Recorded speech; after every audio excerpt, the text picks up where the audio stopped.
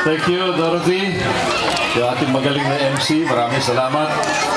At siyempre, binabati natin. Binauna sa akin, yan ay walang iba, kundi ang ating masipag na barangay captain dito sa barangay San Martin de Porres, Telma Singson. Thank you, Telma. Kasunod na tayo. Una ka na mga 100 meters sa akin. Pagdaan ko kung na Suliman, sabi duman na si Kapitana. At binabati ko ang mga kagawad na nandito, kagawad Mar Verona, kagawad Cés Castillo, kagawad Niles Cardinazo. Kanina ko pa sa tinitingnan na kanina dito siya. Nasa loob. At kahit na wala sila rito, ayan yung batiin ko rin yung iba pang mga kagawad ninyo. Sina kagawad Nilo Alpaharo, kagawad Romeo Medes, kagawad Armando Tolentino, at kagawad Domingo Ramos. Kompleto naman. Thank you. Mar Verona, nabanggit ko na. Unang-una. Yung may mga presidente yung nandito, kanina nabanggit yung mga pangalan nila.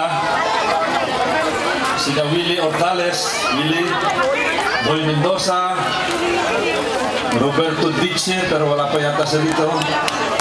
At iba pa, medyo marami kami. Binabati ko yung lahat, mga leader ng Malunggay.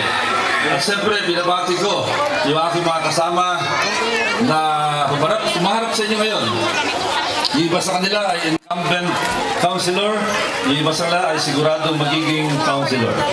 At babatiin ko sila, Konsehal Nico Goles, Konsehal Bong Benson, Konsehala Beng Amurao, Konsehal Val Soto, at magiging Konsehal Larry Bonsol. Nandun yung tatay niya, si Bert Bonsol, incumbent councilor. At siyempre, binabati natin si Mayor Jun Bernabe. Darating siya. Meron siyang napakagandang presentasyon. Panoorin niyo ng gusto para maintindihan niyo ng gusto kung anong nangyayari sa ating syudad, yung mga magandang nangyayari. Si Gastang Bunting, Benjo Bernabe, andito. Marami siyang advance party dito. Sa inyo pong lahat, magandang hapon sa inyo dito sa Malunggay. Ako naman, ikilala niyo rito. Kahit na yung mga bata, pag ako'y naglalakad dito, sila masalubong sa akin. Itong lugar ninyo, mula nung ako'y mara-elect noong 2007 at nung una pa, ilang beses ko na naikot ito. Kahit na nakapikit ako rito, araw o gabi, kaya ko ikutin yung lugar ninyo. Magsisimula dito sa may gate, iikot dito, minsan kakanan doon banda sa kabila, iikot at pupunta sa may bilyaran, minsan lalabas sa may FTI, lalabas sa half court, lalabas doon sa kabilang bakery, at doon sa Talipapa. Kabisado ko itong inyong lugar. At ako naman, nakikita ninyo, dito mismo, ilang beses na nagkaroon ng burol dito sa ating multipurpose hall dito. At kadalasan yung burol na yan, proyekto ni Congressman Goles, yung libreng palibing. Siguro, alam niyo naman yung libreng palibing, gusto ko lang i-announce, meron tayong libreng palibing, libre talaga. Kung wag nyo lang i-upgrade, kasi iba nagpapa-upgrade Basta yung standard na palibing, wala kayong babayaran dito sa palibing na ito. At pinagmamalaki po ni Congressman Goles na sa Talaan, ako na ang merong pinakamaraming naipalibing ng libre dito po sa siyudad ng Parañaque. Kasama na rin yung PGH. Marami rin sa inyo nagpagamot sa PGH paulit-ulit.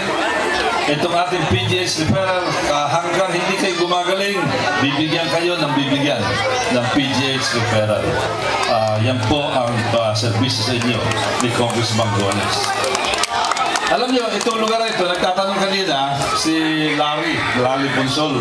Kasi napapansin niya, marami sa mga meeting namin doon ginaganap sa mga Coliseum na naging proyekto ni Congressman Goles. Sabi niya, Congressman, dito ba sa Malunggay? Pwede rito. Sabi ko, gusto ko sana. Kung pwede lang, isa ito sa mga nauna. Sa dami ng mga kaibigan ko sa Malunggay, sigurado ito ang isa sa mga nauna. Kaya lang nagkataon, hindi pwede itong lupang ito sapagkat ito ay na-allocate na. Doon sa half court, tinanong ko rin, hindi rin pwede, na-allocate na. Siyempre kayo nagpapaset yan. Depende yan sa inyong prioridad. Pero pagdating sa Coliseum, ang isa sa pinakamalaking Coliseum na pinagawa ni Congressman Goles ay dito sa San Martin de Porres, doon sa Dr. Arcadio Santos High School. Ilan sa inyo merong anak sa ating high school? Noong una, pag umaambon, pag umulan, nag-aalala kayo. Yung anak ko kaya, nababasa kaya, makasipunin. Pero ngayon, kahit nabumbuhos ang ulan, wala silang alalahanin sapagkat mayroon ng bubong ang buong campus ng Dr. Arcadio Santos High School. Pinakamalaking bubong.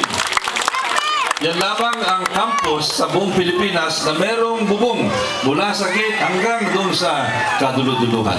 At hindi lang yan, yung dating 2-story building, ngayon 4-story building na. Ewan ko kung napasalan nyo, umakit kayo sa taas, doon makikita nyo yung napakalaking social hall. Pwede kayo maglaro ng football doon sa loob ng social hall ng Dr. Arcadio Santos High School. Proyekto yan ni Congressman Goles para sa inyong lahat, sa inyong mga anak, at alam ko marami sa inyo gumraduate sa Dr. Arcadio Santos National High School. At habang binabanggit ko ito, nais kong sabihin sa inyo, itong mga proyektong ito ay mahirap pong ipatupad kung wala akong suporta at kooperasyon na nanggagaling sa ating City Hall. Kaya sa harapan niyo, si Congressman Goles ay nagpapasalamat sa ating Mayor Jun Bernabe, sa ating Vice Mayor Gastang Bunting, at itong lahat ng mga miyembro ng City Council sapagkat nagbibigay sila ng suporta at siyempre yan yung sa city government. At andyan din kasama siyempre ang barangay government natin sa pamumuno ni Kapitana Telma Singson. Maraming salamat sa inyo, Telma. So, yun po ang mga proyekto ni Congressman Goles. Itong service road, ilang beses natin nabanggit ito, nagkataon na pabilis ito sapagkat yung kaklase ni Congressman Goles na si Secretary Jun Ebdani, Hermogenes Ebdani Jr. ay naging Secretary of Public Works. Kaya madali kong i-follow up yan. Tuwing merong dumadaing dito, sinasabi, magbibilisan pa natin yan. Siyempre, isang text lang yan o isang tawag lang. Iba na yung makaklase.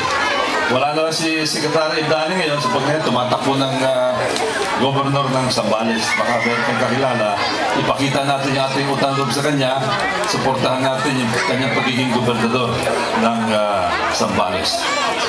Yan po yung mga proyekto at nais ko rin batiin ang ating kapitana sapagkat matapos na malinis itong ating Riles area, pinaganda niya ito. Makita natin yung kanyang mga struktura na ginawa doon para lalong maging maganda at talagang panay ang follow-up niya dito sa Pailaw.